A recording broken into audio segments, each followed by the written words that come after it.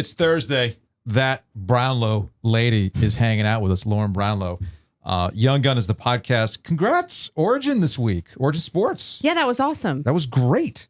Yeah, that was really fun to watch, sort of. I mean, I still am watching my face, and I'm like, why? I promise y'all it's really not intentional. I don't know why. No, Lauren, that's the sell.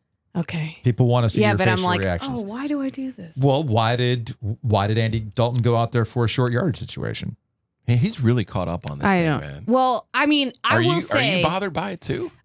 Slightly. Really? There are other things that happened in that game that bothered me way more. I think I was more bothered by it on the play, like at the closer to the end zone when it was like short yardage and they brought him in, because I'm like, I don't know. Another option could have been that you throw a touchdown. just spitballing. Like, you could have tried that one.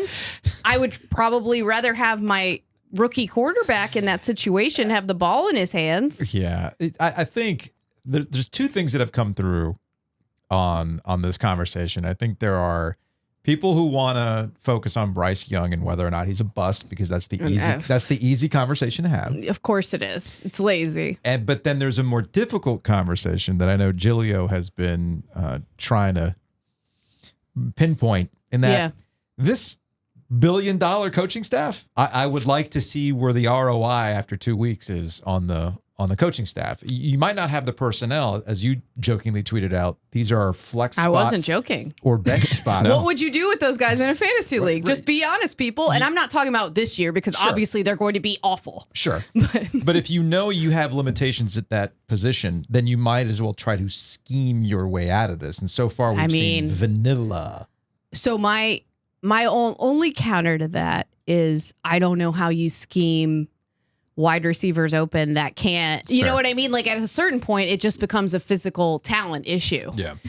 And they've gone up against, at least, I mean, the Saints defense is good now, apparently. So that's good. That's great. That's awesome. Yeah. Now they're good on defense. That's swell. Brooke Pryor, our friend, wrote about this in the NFL. Like, basically, it's the same premise that I've been advancing during this season. All the teams do the same thing. Yeah. So the only way to bust a play is to have a player who can bust a play. Exactly. And they don't have one. And they just don't seem to have one of those. The only thing we've learned about Bryce Young, I don't know, Christian McCaffrey or DJ Moore might have been those players. I mean, who can bust one of them, a right? play. Which that gets to the bigger question of the week. This to me is the bigger question of the we're week. just making suggestions here, people. We don't make the big bucks. Serious gift of the Magi shit, man. The Panthers are in the worst spot you possibly could be. I remember when the Bills went through this a while back, and the Bills finally openly said, guys, you're either in a Super Bowl contending window or you got to rebuild. Being in the middle is the worst place to be. And this is where the Panthers are right now, in that either you're rebuilding or you're not. And they're trying to have it both ways all of a sudden. Yes. And I think it's biting them in the ass. Like, I'm sorry, Frank Reich, you seem nice. I get why you do. I get why you said this, but you can't get out there after we just watched that, crap sandwich on offense and be like, I see improvement. We all have eyeballs that don't lie to us either. It's big got man energy there. Right. We and got better. He's like, I know it. He goes, I know it didn't look like it. No, I Frank. need that sounder. I have that on my phone. I need that sounder. What do I always say about coaches who know they're not going to be good? You can't act like it's coming around the corner. Yeah. Because then fans get more mad. Because they're like, don't lie to us. We're not stupid. I don't mind the positivity, though, in this particular instance of 2 games.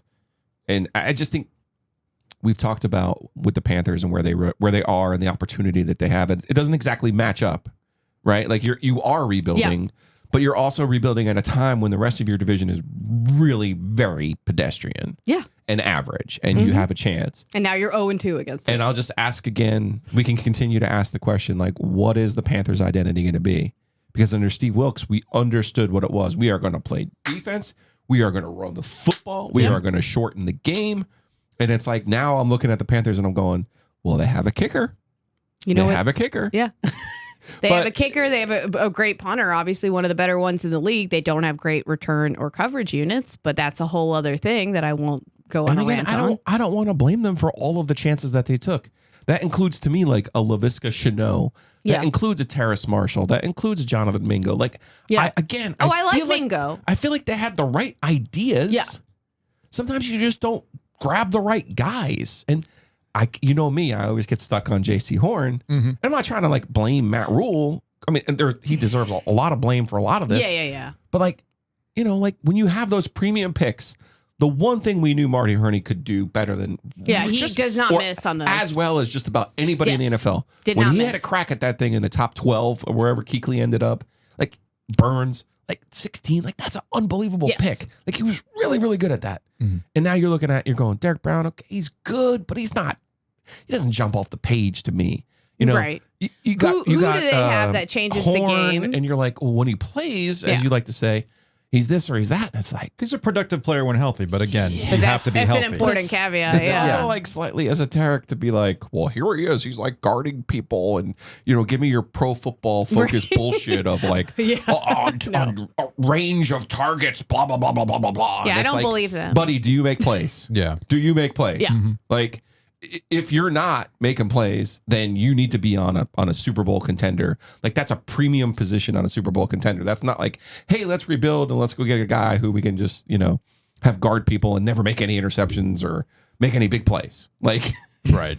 Come on. Well, and that's honestly been like the biggest complaint with their defense in recent years, right? Because, you know, they've gotten a lot better. I mean, we've seen it, but like they got a turnover on Monday night, but it doesn't matter what they do anymore. And that's what's sad. Like they could play awesome unless they score. I mean, do you really think the Panthers are scoring more than once in most games? Does it look like it? How? Talk about spoiled, by the way, Kuechly.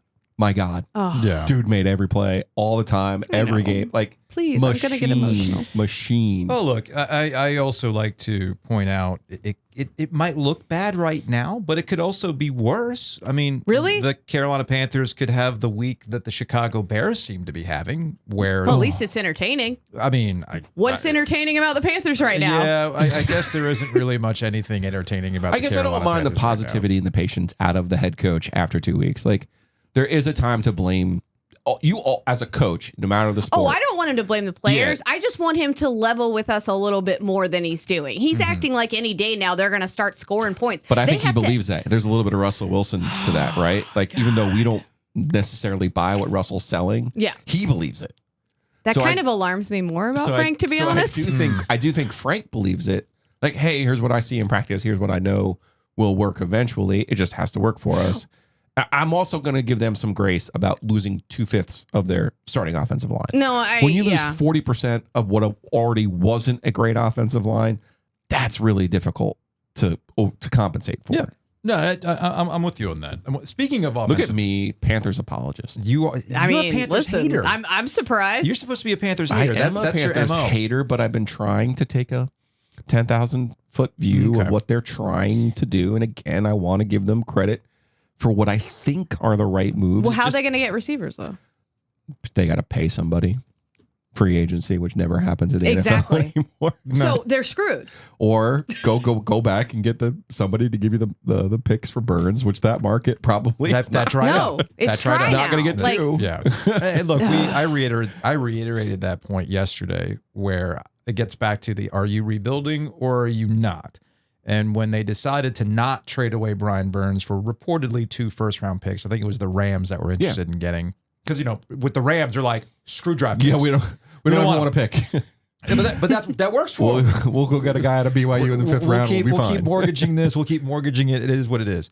The Panthers gave the indication that Burns was going to be a part of their long-term plan. Yeah, and so far, well, if he is, then you're basically setting yourself up for a franchise tag this upcoming season, which is going to be its own story altogether. I'd be shocked if they lock him into a long-term deal, because if he produces this year, the price is only going to go up. I mean, at least that's just my opinion on this. Right. I don't understand what they're doing. So you ask where you're going to get your wide receivers from. Well, you get your wide receivers by going and getting them in the draft. Of course, that is provided you hit on those wide receivers. The draft isn't always. And that's why I was perfectly okay with them not giving up Brian Burns for a couple of first-round picks. That position, that pass rusher position to me is a premium. It's a premium. That is and you one. found a guy. Yes. Yeah, I was okay with it. I was okay with it too. But I just don't like that they have no picks. Like, because you can't get a good wide receiver without him. Mm-hmm. No, that's the thing. I'm with you though. there are some things that are maddening about the Panthers so far, but there's also the aspect that you do need to exhibit some patience. And I think that gets back to my point about Bryce Young. There is the really stupid top-level conversation as to whether or not this guy is actually producing as a number 1 draft pick and what he is or what he isn't capable of. What if he was like the 10th pick instead of the number 1 overall? We would completely look at it differently. There's a different standard when you're 1-1. Agreed. And the Panthers are not he's doing got no control over that. And the Panthers are not doing any favors by dicking around the way they did with Andy Dalton on Monday night and bringing him in short yard, because all you are doing is creating the conversation about, well, wait a minute, why did you draft this guy if you're not even confident in doing the tush push? My with him? issue too is like, how's he going to succeed this year? Right. Even if he plays perfectly, how's he going to succeed? Yeah. Under what we would consider to be the definition of the pick 1-1. And yesterday I got the stat wrong. There was that Pro Football Focus chart, and he's actually completing the most amount of passes. That's not the worst part of that, though. Yeah, he's completing the most amount of passes to guys who are routinely not open, essentially. Okay. But that gets to the problem that we've been talking about, in that they don't have anybody who can create separation. They don't have difference makers. They don't have the Tyreek. Guess what he had at Alabama? All those Not guys. last year, but yeah. Well, when he won the Heisman, He could win games. Here's the the thing. He could win games by himself last year. He's not good enough to That's do that college. at this level. He's He's not just Cam. not. He's not Cam. Exactly. Yeah, He's but not Cam. I think you're discrediting Alabama's offensive line, because Alabama has the best offensive line in college football. Well, I but don't it wasn't great the year he was there, relatively speaking. No, I mean the last 2 years, year, yeah. but no, their offensive line. He's Come usually much better than everybody Come else. on. I agree. Yeah, physically especially. That's the biggest transition for him that nobody's really talking about other than me, and that is life's. And he even said it. Like, somebody asked him about it, like, "Oh, it was easy," and he was like, "No, it wasn't easy at Alabama." No, it wasn't easy. But it's like, you don't get it, dude. Like, I'm not saying he's a sunny day player. I'm just saying, like, it's a lot easier at Alabama than going to Pitt or Boston College. It's just like the Urban Meyer rule. What does that? Right. What does that Principle, say about the Urban Meyer What does that principle. say about the 3 quarterbacks Nick Saban has now? Nothing No, good. they're struggling. I mean, they're on the bus. yeah, I told you, they're very much Alabama and struggling. Clemson are dead.